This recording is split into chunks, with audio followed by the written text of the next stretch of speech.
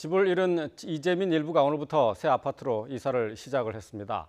오전 7시부터 작업이 이미 시작이 되는데요. 현장에 나가 있는 취재기자 연결하겠습니다. 이승배 기자.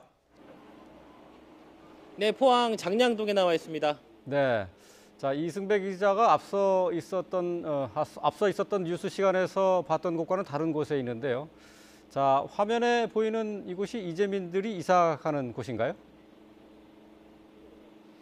네, 맞습니다. 제가 앞선 연결 때는요, 지진 피해를 본 이 빌라 옆에서 이 현장 중계를 했습니다. 하지만 지금 제가 나와 있는 곳은 이 빌라에서요, 차로 한 10분가량 떨어져 있는 이 LH 아파트입니다. 이재민들이 새로 집이 마련될 때까지 당분간 지내게 될 이 새로운 보금자리입니다. 제 뒤를 보시면요, 이렇게 빌라에서 짐을 가져온 이삿짐 차들이 사다리를 길게 뻗어놓고 이 짐을 열심히 나르는 모습을 볼 수가 있습니다. 아침 일찍 이사를 시작한 11구는요, 거의 이사를 마쳤고 오후 팀들도 짐을 싸와서 하나둘 이곳 아파트에 도착을 하고 있습니다. 이 새 보금자리로 처음 이사를 온 대동빌라 주민들은 이번 지진으로 피해가 컸던 곳 가운데 하나입니다. 안전진단 결과 이 건물은 아예 사용 불가 판정을 받았고요. 입주민 모두가 이사를 해야 한 처지입니다. 오늘 이사에는 사실 가슴 뭉클한 사연이 하나가 있습니다. 이 피해 빌라는 전체 4개 동에 모두 75가구가 살고 있는데요.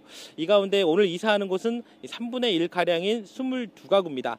그런데 오늘 먼저 이사하는 집들을 보면요, 아픈 사람이 있거나 노인 그리고 어린이가 사는 집이 대부분입니다. 이 집이 망가져서 오갈 곳 없는 건 마찬가지지만 이 주민들이 회의를 열고 우선 취약층부터 보내자고 정한 것으로 알려졌습니다. 이재민 모두가 이 새 아파트로 들어가면 물론 좋겠지만 당장 갈 수 있는 LH 아파트가 160세대밖에 없어서 양보를 한 겁니다. 정말 듣기만 해도 흐뭇해지는 소식입니다.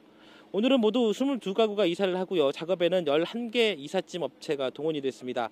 100명이 넘는 직원이 투입될 예정이며 이사비는 포항시가 전부 지원을 합니다.